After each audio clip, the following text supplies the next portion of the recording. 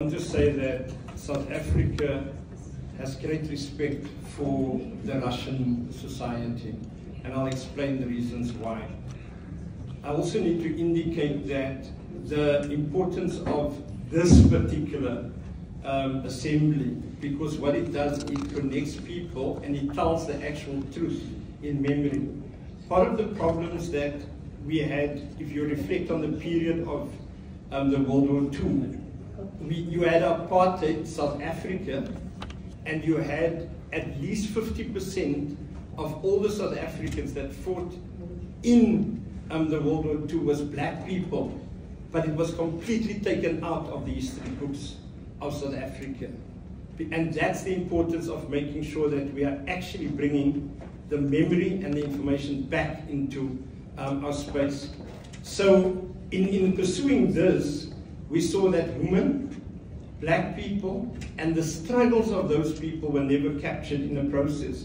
So part of what we then looked at was, how do we tell the story this year, the 80th celebration of the victory celebration? So what we've done as a part of the company, we said, let's actually convene a celebration with the Russian community in Cape Town at the Castle of Gudok. Now it's interesting because Castle of the Gudok would have been a colonial institution historically, and suddenly we were able to put the red flag right in the center, the first time in history of South Africa. So what we are doing is we have to tell the real story to the younger generations. What is the questions that the lessons learned in that period? And in 1945, similar around about 1945, Nelson Mandela started a youth movement in the ruling party. This is exactly the lessons learned from the World War II, and then Madiba, Nelson Mandela started that. It is this year in South Africa 70 years since the Freedom Charter. And I'm making a point because I want to come back to Russian role in our liberation. So what has happened is, in 70 years since the Freedom Charter, where South Africa said, the people on the ground said, we want change. And then next year, it's 50 years since the uprising of young people from 76. And where does the issue comes in? It is this year then that we decided we must celebrate the role of Russia and the role of Cuba in the liberation of our nation.